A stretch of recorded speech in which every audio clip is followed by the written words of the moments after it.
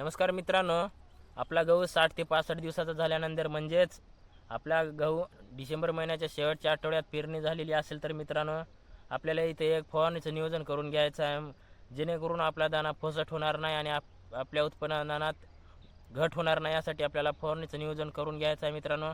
तर त्यासाठी आपल्याला इथे एक झिब्रेलिक ॲसिडचा वापर करायचा आहे, ज्यामध्ये आपण बघू शकता 0.8% झिब्रेलिक ॲसिड मिळतो। तर आपल्याला ते ओंबी लांब होण्यासाठी आणि दाण्याची साईज मोठी होण्यासाठी आपल्याला तिथे प्रति ml 40 मिली प्रति पंप 15 लिटरच्या डब्यासाठी घ्यायचा आहे मित्रांनो।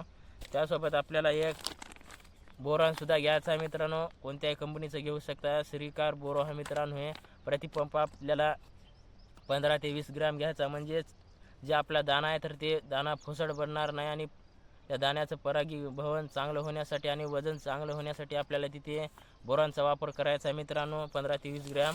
त्यासोबत आपल्याला इथं 13-0-45चा वापर करायचा, म्हणजे यामध्ये आपल्याला बघितलं तर 13% नायट्रोजन आणि 0% फॉस्फरस आणि 85% पोटॅश मिळतो। तर यामध्ये मित्रांनो पोटॅश जास्त भरपूर प्रमाणात आहे, तर जे आपला दाणा आहे तर ते बारीक होणार नाही, त्या दाण्याची साईज मोठी होणार आहे आणि वजनात चांगलं उत्पादन होणार आहे, दाणा टणक आणि वजनदार होणार आहे आणि आपल्या उत्पन्नात 2 ते 3 क्विंटल सहजच उत्पन्नात वाढ होणार आहे मित्रांनो, 15 ते 20%। त्यासाठी आपल्याला शेवटच्या फवारणीचं नियोजन या प्रकारे करून घ्यायचं आहे मित्रांनो, किंवा आपण 05234सुद्धा घेऊ शकता। आणि थ्रिप्स किंवा मावा असेल तर मित्रांनो तुम्ही इथं इमॅडाक्लोरोप्राइड घेऊ शकता, 10 मिली प्रति पंप।